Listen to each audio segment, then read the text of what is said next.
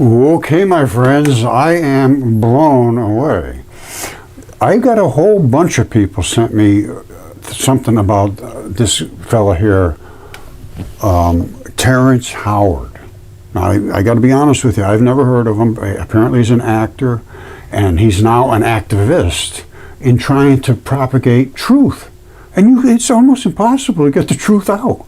The only way is with someone that has this kind of popularity. Now, he was invited to speak at this place here, Oxford Union. And I'm thinking, well, it's got to be some kind of wacko place because they don't like truth in academia. However, this place is legitimate. I'm going to show you. I'm blown away. And if I could get to talk to him, I have evidence to support every word that he's saying. And this is a big top-end place. This here is in London here. Hold on a second. This is, if this is true, it's stunning. Now, they're talking with him, and they're posting this. Okay, the problem with getting information out is being able to get it out to enough people. They have 2 million subscribers, and they're going through all kinds of different debates. And listen to this is what they claim now. They say the Oxford University is the world's most prestigious debating society with a tradition of hosting internationally prominent individuals. See, I'm not prominent at all, but I have the evidence. I need somebody like this fellow to help me out. And they talk about academia, popular culture. It was founded in 1823 when the University of Oxford restricted students from discussing certain topics. Now they're allowing this, apparently. This is what I'm hearing. And I would like to be heard. And here's where I'm going to start posting, and I wish you would also post to these places. Oxford Union on Facebook, the Oxford Union, and then on Twitter, at Oxford Union, Oxford Union website. Because I have the evidence, and I mean my evidence is solid. It's not just theoretical. So I'm going to go back and listen to what Terrance Howard has to say, and I will show you. I could support every word he's saying, and he's correct. And they're letting him speak. That's unheard of. Okay, I am just going to cut in here and there, but I'm going to tell you something. This guy has a good mind. He's right on the same page as I am with space and so forth, and a lot of the other things he's talked about. I didn't get all the way through it yet, but I'm quite impressed, and I would love to have a discussion with him. Now listen to what he has to say about space. Now this has always been an information system. So compare some of these points. Take a point here and say, well, what's the space in between all of these things? Now, they've said that all the in-between spaces, if this is the Earth and this is the moon right here, all this in-between space is filled with what? A void. There's nothing in the void. Well, I found that there is something in the void. The elementary fundamental particles that they've been searching for at the CERN collider, the Hadron Collider in CERN, I found that their energy signatures matched perfectly to some of the pieces that I was able to pull out of here. Now, he's got some ways of thinking and a lot of mathematics going on. I don't really go along with the mathematics myself. I've done too much of that. It just never works out. I am going to show you exactly what he's looking for. And I tell you, Terrance, my good friend, I would love to have an engagement with you, my friend, just on Zoom or something. And if you think I'm crazy, we'll go our own separate ways, but you're one of the first guys I've seen that appears to have the intelligence and the ability to get through to people. Okay, what he was talking about is these particles, the smallest particles that they can find that exist, is the muon neutrino and an electron neutrino. And this is from Fermilab, and they claim that these two particles, one of them has a fixed size, never changes, I agree with that, has a fuzzy edge around, I agree with that. The point-like particle is almost nothing, it has no mass whatsoever, and that I can show and prove using the nuclear bomb blast tests. It shows the house just vaporizes like this, and then the black comes and smashes the house down. It's two separate events. The white particles go first, and this is what atoms are really made out of. That's what an atom is. That's a hydrogen atom, a proton. Well, all the glowy stuff that bounces back at you is on the outside. What's on the inside? The dark matter. Right in there. It's the dark matter is on the inside. And that's my dipole electron flood theory is right here. It's just like that. The tightest held are the blue, then the green, and then the red, but they just explode out when you put light through a venturi, is what we did. So light is particles. These are particles. These are not nothing. And here they are in actuality. Remember I showed you the Fermilab particles? Here they are right here, the two Fermilab ones. This one with the glowy edge around it never changes size. This one can get big and small. And here's our experiments. Now this we did, Rod Warren and I did experiments, and I had the theory of dipole electron flood theory. Dipole electron means that's an electron. It's a dipole. There's a positive and a negative side. That's you consider positive, but it really is. It's extremely attractive to the white particles. They want to be desperately attached to that black particle. And this is one here, and this is one here. Now, when they're in this configuration, that's a photon, all right? And it has a field surrounding the whole thing. So when that bumps into any other field, it bounces back. That's why we see light come back at us.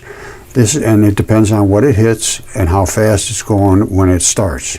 Because you got green, you got red, you got blue, and they're different speeds. Now, we were not only able to accelerate the light from its wave. Now, don't forget, I showed you this particle here. It has a field surrounding it, a big field, like a big rubber ball around it. All right, when that rubber ball around that particle, which is in here, pushes its way through, everybody starts glowing, because when you push something hard, it creates heat and glow, and that's right there. And that's from the venturi. So we accelerated the light, which came from just a standard wave, accelerated it, and then the two particles that were the black and the white together here separated. Exactly what they found at CERN and Fermilab right there. They found the exact same two particles. But they just see them in a big ball of stuff, so they don't understand it. Now, I would love to engage and be able to show the division. Here it is right here. And they know what it is. It's called muon neutrinos turning into sterile muons. No, normally they're attached. A muon neutrino and electron neutrino are together, which they are. They are right here. This is just the black and white of this. They're attached. When they hit through the venturi, only the black one can get through. I mean, only the white ones can get through, because they can squish down. The black one is fixed. Precisely what they say at Fermilab. All right, here's a Fermilab, and they say it's a fixed particle. This one here's a fixed particle, never changes size. And this one can get big and small. And I show that in the actual experiments. Because here it is getting big and small. It's getting big because it's getting pushed against all these particles moving that way. And it's getting small because it's protected. Once that gets really charged up, it flips. They call that the muon wobble. I'm telling you, there's no question, this is a light particle. This came from a red laser. It's from a red laser. We did it with green and blue too. So the particles are light particles. All right, 1823 of one of these, which is called gluon, 1823 of them turns into a proton, and all the dark parts migrate to the center. And guess what? That happens in space too. The Russians did this in space. I'm going to just show you what their experiments was. This goes back almost 10 years ago, and I commented it to them and Fermilab at the same time. I said, because Fermilab have found these particles, we found the same particles. And I said, we found them using light. You guys are using the big, huge things, smashing them together and getting all kinds of stuff. All right, instead, we used light, so we got the tiniest particles. This is what they use. They take these big, huge things like this, or boom, and it just all kind of garbage comes out, and they keep digging through, and they keep finding different signatures. And yes, they're going to find photon-looking ones. They're going to find the bits and pieces that are attached to the photons, called the neutrinos. They're going to find X chunks, which are chunks like this, which are tons. And they're going to find these little bits and pieces of just debris. And so they really don't understand where they came from, and they came from light. And light comes from two electrons back to back. That's the dipole electron flood theory. Right here. All right, it's on the internet, dipoleelectronflood.com. And this is what a proton looks like, basically. For some reason, it gets stable at 1823 or 4 right in that area. 1824 would be a neutron. And just, these are the only two particles that exist. The white part is the electron neutrino. The dark part is the dark matter, first of all. Second of all is gravity. And thirdly, it's just a dark ball that doesn't emit light, it doesn't absorb light, it doesn't reflect light. All right? They're right about it being dark matter, but it's always because it's inside of the white matter. Once we splayed this stuff out, we were able to put the dark on top of the white, then we could see it. You see this? The only reason we can see the dark matter is because we got to put it right up on top of the white. You see the black balls? They're on top of the white. You don't see them out here, but they're out there. They're everywhere. You can see them. I can show you some better shots of this, but you can see them trying to attach back to the white. It's a real. That's the strong nuclear force, and that's why right after the venturi, when they speed up to go through a venturi, just look up venturi. Very simple device. And they're using them now. As a matter of fact, I just saw they had an article out yesterday about faster than the speed of light, and they're showing it almost the exact same thing, only they're using a circular venturi. This is 2 pins straight up and down, well, 3 pins actually, and fired the venturi right in the midst of these 3 pins, and it creates venturis, and they go flying out the other side. Because light is a spinning particle. It's not a flappy wave. All right, so you can do this with a single slit or a double slit, triple slit, whatever you want. And it might be even better to have 6 or 8 or 10 venturis, because you can see the light's coming down here. That's the same as this here. It's just that this one's accelerating, so it's speeding up. You can see it. This one doesn't accelerate, but it gets pushed back at because of the explosion here. That's when you can see it. So a bunch of venturis might be better. All right, like he said, everything is 3-dimensional. He's like putting bubble after bubble after bubble after bubble. And he's saying, what's between these 2 bubbles? Well, there's all kinds of stuff. It's not empty. It's not empty space. You know, you're going to be here to here, right next to each other. It's still not empty space. Let me show you what is there. And you can take these with regular cell phones. This is what's in space right now. These are fields. And these are all different stars or moons or whatever they are. And this is right next to us right here. This is our moon. And whatever this is, I don't know. But as far as I could see, that could be a place some aliens are living. I have no idea. But this is right outside our moon, as far as I can tell. And this is the moon. And it's moving in this direction, crushing the light, turning it blue. Usually they talk about redshift being ripped away, opening the frequency up, turning it red.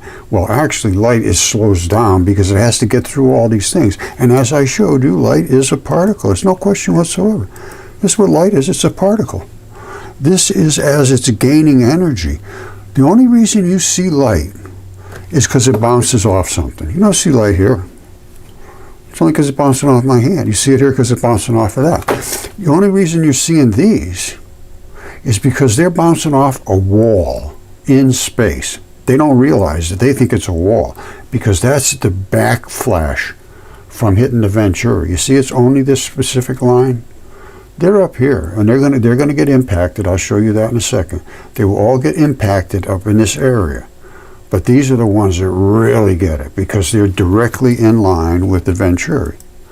And this is exactly what I mean. Okay, this is the venturi. That is the particle of light.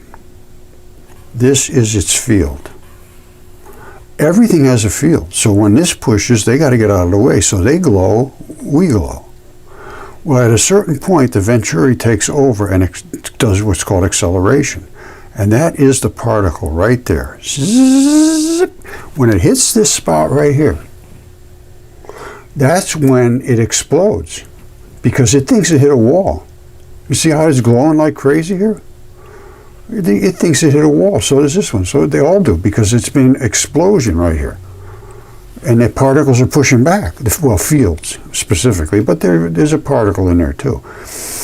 And making these glow, they were here. These were actual particles of light just like this one. You never would have saw them. They just don't show up until they hit a wall. And this whole thing right now, because of its outward expansion, is nothing more than a circular wall going outwards. All right, this is a solar eclipse. The moon exactly covers the sphere of the sun, and the sun's way out there, so the moon's here and the sun's way like this, but it covers it perfectly. And this is all of the radiation from the sun. You see down here and up there, that's the poles. The sun is spinning this direction, creating a pole up and down. It's the spin that creates the pole. There's much scrub here, and scrub here. So I would say it's spinning in this direction, scrubbing, scrubbing, scrubbing. This is where it's going this way. Everything moves. Everything moves. You see?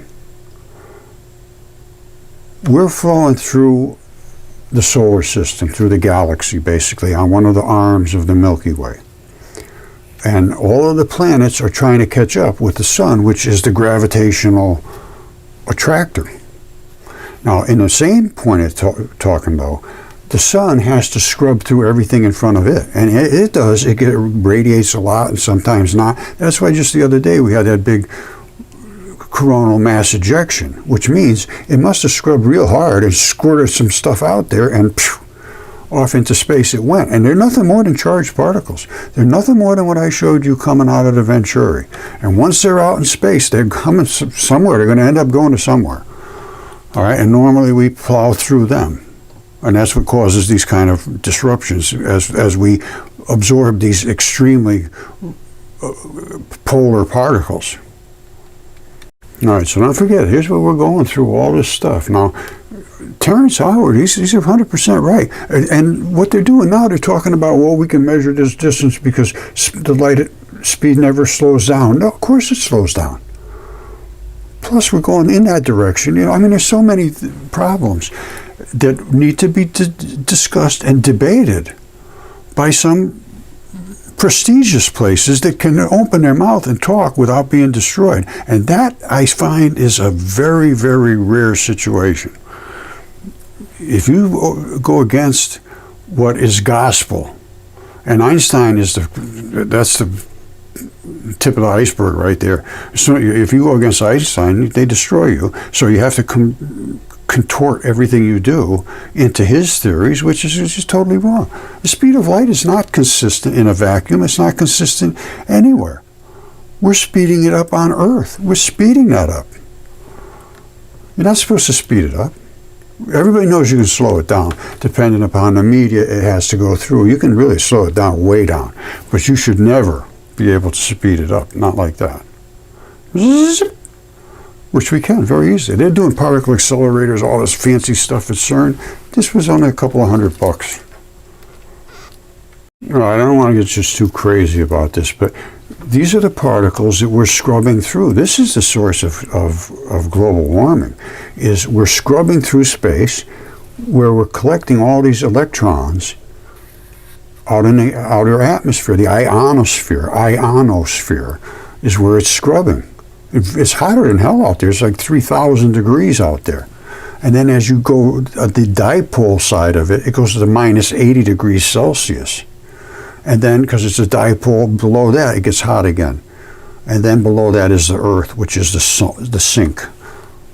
All right, so we got hot, cold, hot, and then the Earth is cold. That's the layers of the atmosphere. And that's why we're getting these huge layers of ice coming out of the sky. It's getting colder and colder between here and the outside, because the outside is getting hotter and hotter. This gets hotter, that gets colder. Simple as that. This gets colder just below that, just above the surface of the Earth. It gets hotter. Plus, it scrubs harder because it's blowing up like a balloon. All right, I found this very interesting. The first clips I showed you was from 6 years ago. I didn't realize it. This one here, he's on Joe Rogan Experience. I guess he just came out. Because I was getting hit by everybody saying, try to get in touch with this guy. I said, well, I'll take a look. And I'm impressed. Now, he's talking about the propulsion system using water instead of rocket fuel. And I agree with him. Water, H2O, is hydrogen and oxygen together, is explosive as can be. And if you can figure out a way to divide them up correctly, you got some serious propulsion coming from water, H2O. All right, here's what he says. Together, where I'm able to take water and put it into a small change. Then this patent has been granted. It's the propulsion projectile, and we patented it as a gun because I didn't want anybody else to be able to use it like a gun, but it's basically lightning in a bottle. We take water and we put it inside of a small chamber based on the wave conjugations that I have and the angles of incidence. And we run an electric charge through a small amount of water. The water is not able to expand into gas like it wants to because it's locked into the pressure condition. So immediately it converts into plasma. And it converts the gas dimension into a power dimension. So it's lightning out of the barrel. Just from water. And there's no genius. Which is a real lightning gun, like a quake. Yes. So, and the patent's been granted. Typically, you're limited to how much charge you can put inside of a cartridge. And, you know, you have to get more and more charge or explosive in there to get something out. But with electricity, you can send 1,000 volts or 1,000,000 volts through the same aperture. All right, so when he's talking about 1,000 volts or 1,000,000 volts, what does that really mean? It actually means the voltage is the pressure, but what you really need is the amperage, which is the number of particles, and you have them both. There's no other way it can happen. He's right. He's 100% right, because water is non-compressible. Water can't explode into itself. It has to explode out. And you know what happens when you boil something or when lightning hits a tree and explodes. And, this is genius. Very impressed, my friend. All right, now he's going to go into what could you use this for? Listen to this now. Is incompressible. And so it's just going to react, and immediately it converts into a plasma. And so we can project anything into space. All of that has been accomplished, and it's ignored.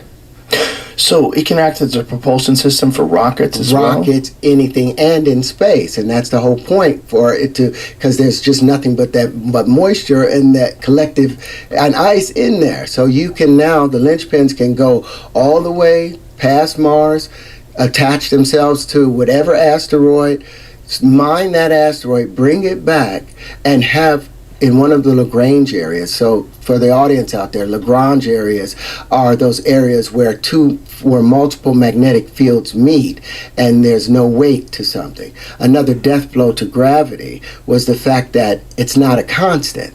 It could not be a constant because things weigh heavier on the poles of the Earth than it does on the surface of the poles than it does at the equator. I got to talk to this guy. Man, I am on top of this 100%. Now, he should know also then that things weigh more when they're hot.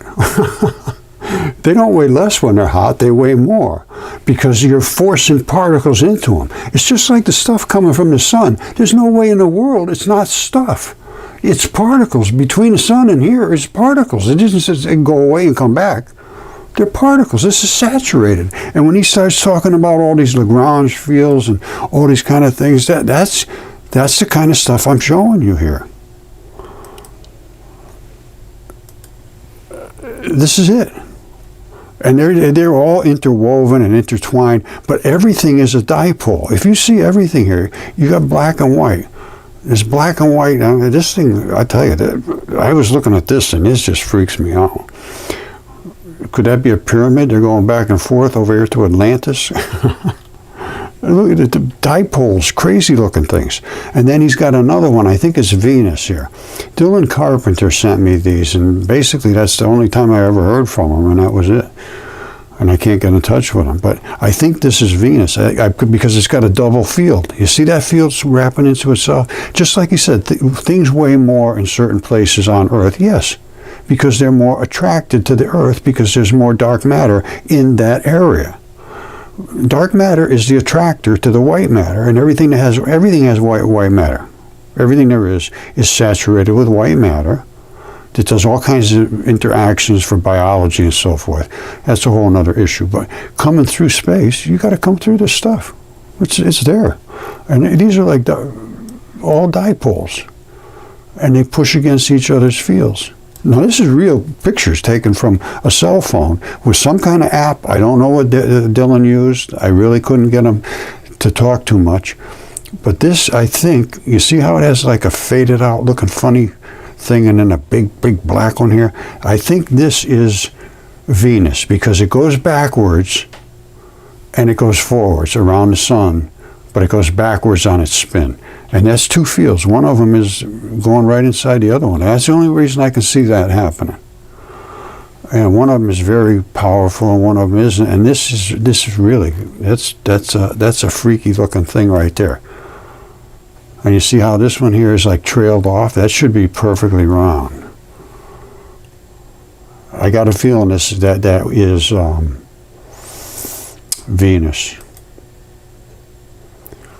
But anyway, there's so much to look at here and so much to think about, and we just need somebody that has the ability to get through to people. Because here it is, this is what they're looking at. This is not my doodle. This is made by CERN or somebody. And say, look, ooh, look at this, a black one and a white one. Yes, dipoles. And they interact. Yes, they do.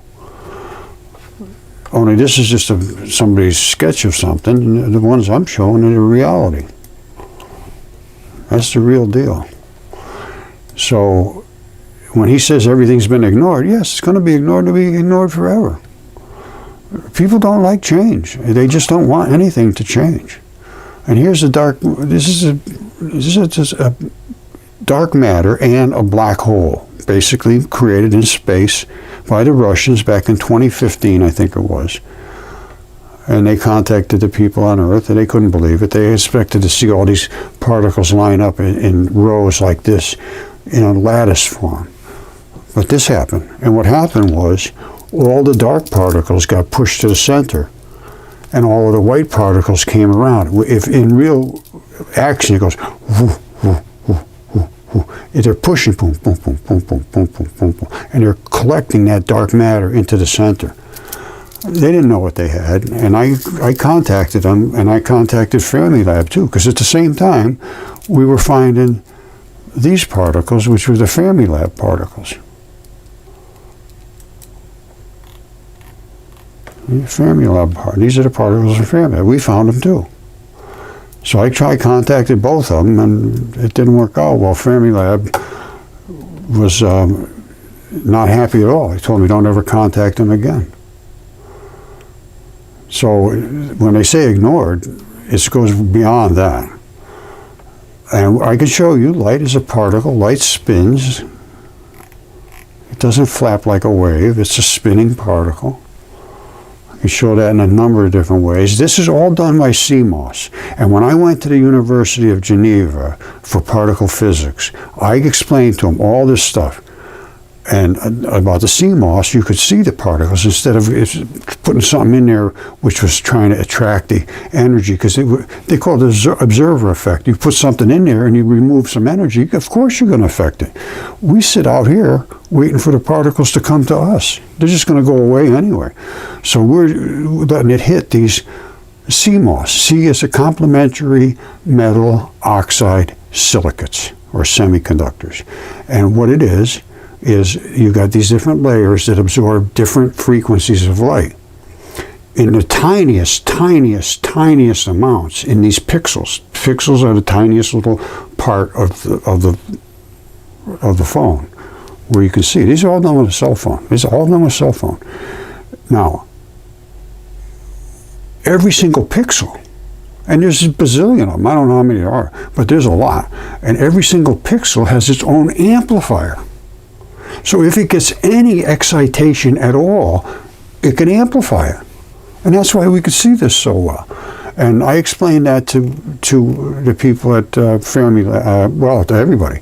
And the first reaction was, it's impossible, you'll destroy the CMOS. And I said, no, we use light. We're not using what you're using, because what they're doing is hitting things like this. But they don't realize this is 1823 dipoles.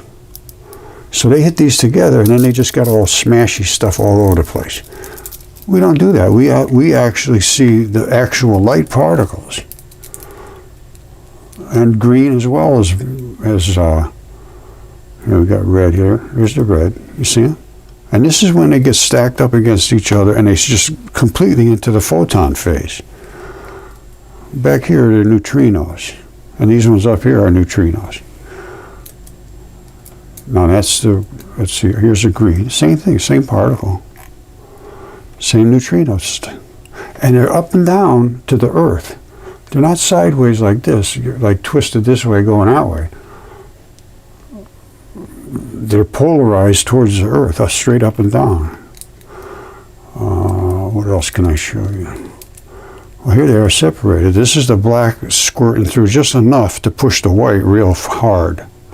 So you got the black is in the pushing forward on the white. And if you watch the atomic bomb blast in slow motion, you'll see it goes off and the house burns up. It just smokes, smoke, smoke, smoke, smoke, smoke, and then when the black, it's gone. That's the pusher. That's the carrier. They used to call it the boson carrier. I don't know why they stopped, but it carries the white. In this place, it pushes the white because it's been accelerated through the venturi. And this is what they call Whistler waves. They're in the frequency down here, more towards the radio wave frequency, and you can actually hear them going, and then all of a sudden this stuff comes. In a nuclear blast, the thing goes, and way out here you can hear, and then nothing until this hits. Okay, I got to be honest with you, I am extremely impressed, and I'm kind of excited. I'm hoping that he will respond to my request that we can discuss this, because like I say, I have pretty solid evidence. Now listen to what he has to say, and it sounds like he's, feeling basically opposed, like everybody is when they bring something out. And he's been doing this, like I say, the last clips were 6 years ago. So here's what he's saying right now. They made everybody a big joke out of everything. As soon as you come forward, this what happened to me, it happened to Velikovsky, it happened apparently to him. Here it goes. Is that patent AR, VR world that we live in. Wait a second. Doctor, you mean that Elizabeth, yes, whatever her name was? Yes. But that they think everything is a scam, and then you have the Rolling Stones, you have the Guardian, you have all these people saying these negative things to where people wouldn't take it seriously and didn't even consider it. So I'm like, okay. And in nature, an animal isn't given horns unless it needs them.